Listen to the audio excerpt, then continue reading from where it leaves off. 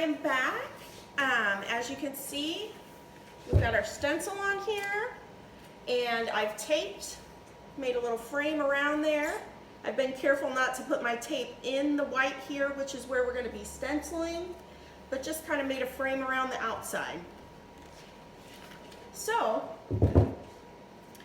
what we would like to have you do is go around your whole stencil with your background color. So I still have some of this white left over here. What I like to do is get way too much paint on my sponge, tap off real good on some of the wax paper.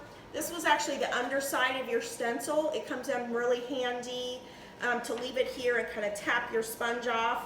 It's always a good idea to tap that sponge off before you tap on the actual stencil. And what I do a lot of times is I'll find a blue spot of the stencil and just tap my sponge on there just to make sure that I don't have too much paint on my sponge. But basically what I'm going to do is just do a nice, generous, not gloppy, just a nice, generous coat all around where I'm going to be painting. What this does is it seals up the stencil, so when you go to put your actual color on there, which is going to be red, it's going to be a little bit more difficult for the paint to bleed through. So a couple of things that we're practicing is we're practicing keeping that sponge really close to where we're working. If we start going up and down with this sponge, we're going to be using too much pressure and the paint's going to bleed under. The other thing we're doing is always tapping up and down. And then the third thing is I do not bend my sponge. So if you can see, my sponge is staying perfectly straight as I'm putting this paint on. I'm kind of letting gravity put the paint on there. And so this is what bending a sponge looks like. See, I'm bending that sponge. That's not what we want. And then the last thing is I keep my fingers really close to where I'm working, so I've got a lot of control. If we hold our sponge up like this and tap, not a lot of control, going to be bending that sponge and using too much pressure. So at this point, I'm just going to move on over, different sponge, same technique, too much paint, going to tap off real good. And I'm just tapping up and down. I like to hit the same areas, kind of go forward a little bit with where I'm working, go back a little bit where I'm working. So that's about a good first coat. I'm going to be doing that all the way around, and then I'm going to come back to where I started and add a second coat, and that should be enough. Really, for most colors, 2 coats is enough. If you get really close, you can see that you can still see the white edge right there where the blue meets the red. There's a little white edge. That's a very, very good thing. We do not want to try to go in sideways and fill those edges.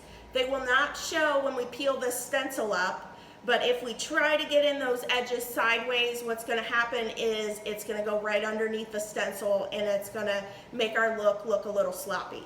And then when this is all done, we're going to peel up this tape and start peeling off our stencil, and I'll show you that in just a minute. Guys, I am back. I have completed my stencil here. You can see if you pull up real close that there's little bits of white around my edges, which are not going to show when I peel my stencil off. So we want to wait. We don't want this to be wet when we peel.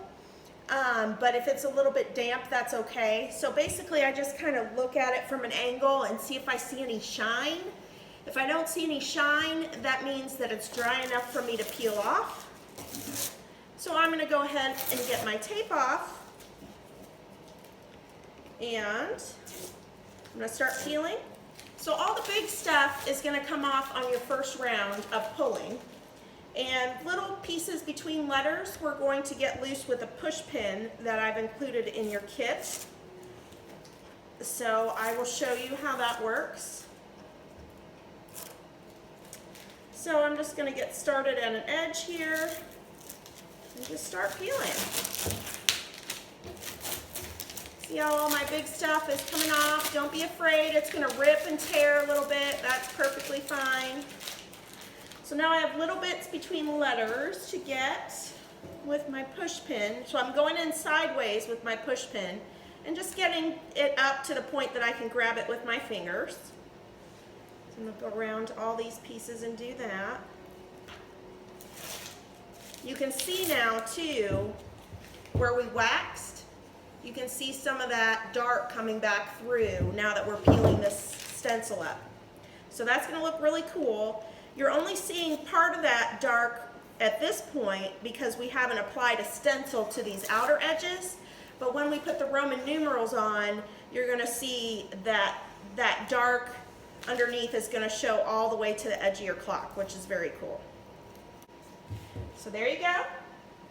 That's what the first part of our clock looks like. We're gonna put our second stencil on. I've said it before and I've say it again, that 12 has to go at the top, you guys. So it's X with 2 next to it. That is 12.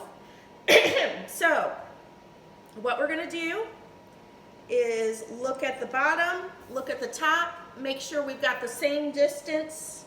These Roman numerals fit really tightly on the board, so you're only gonna have about 1/8 of an inch, 1/4 of an inch on the sides. Okay, that looks really good. So the other thing we want to do is look at our 3 and our 9. We want to have the 9 coming up just a hair above the 3, or you can even center them the same, but we definitely don't want them.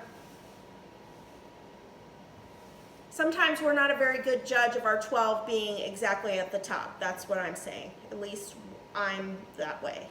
So, okay, got it where we want it. So what we're gonna do, take a big piece of tape again.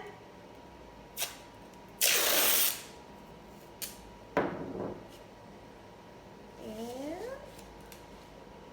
just kind of let it fall on there. Just like that, smooth it down, wrap it under. Then we're gonna start peeling, which is going to be the same process, just with a circular stencil.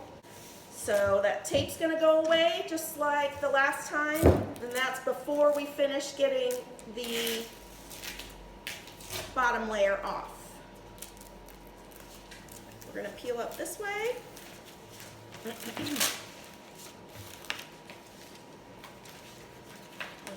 we're going to stick down.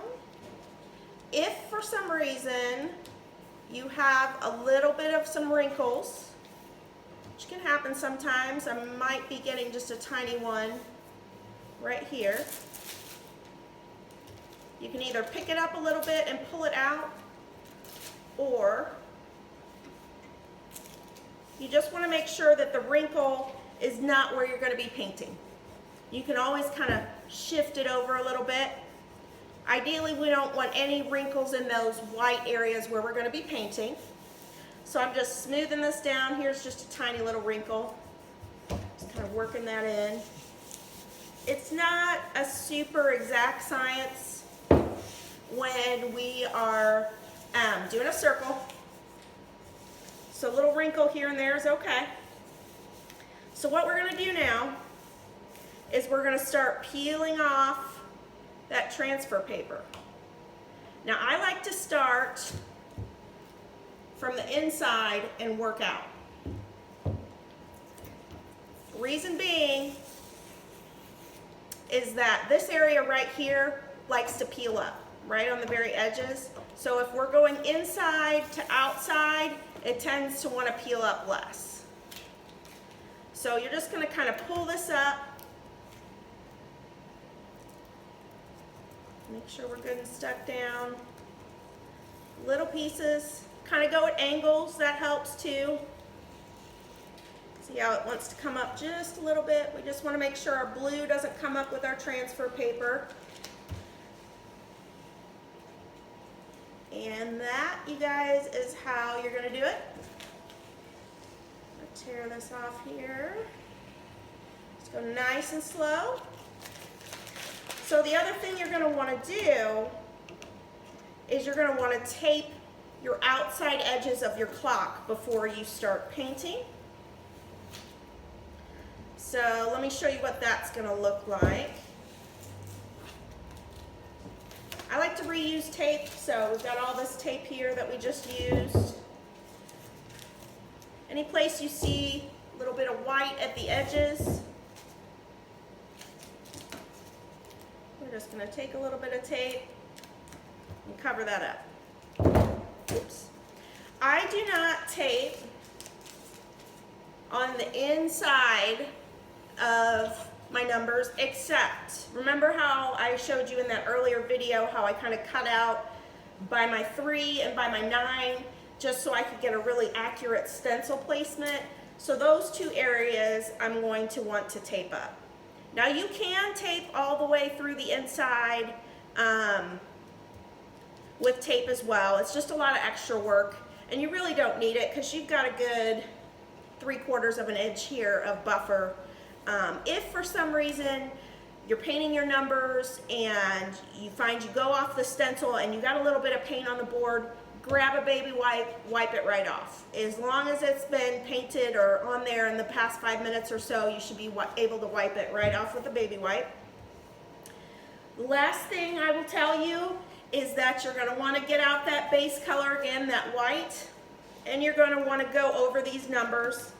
I know you've done a lot of steps now and you're like, I don't think I need to do that, but you do. So just make sure that you haven't put any tape where you're going to be painting. And you're going to be doing that tapping of the background color all over these Roman numerals and sealing that up before you put what's probably going to be black. Most people do black numerals. 2 light coats of black numerals is plenty. And then you're going to peel this off and you're going to be done. Like I said, you've got the clock mechanism included in your kit. Instructions on the back, it's very easy. And you've also got the hangers. These little sawtooth, you hammer them right in with a hammer. And you're going to be placing those right here and right here and hammering them in. And that's it, guys. You've got a gorgeous clock, and it probably took you a couple hours, but hopefully you feel like it was worth it. Beautiful, nothing like it. And order something else from us. We have lots of other paint kits, paintedchairfarmington.com/open-paint.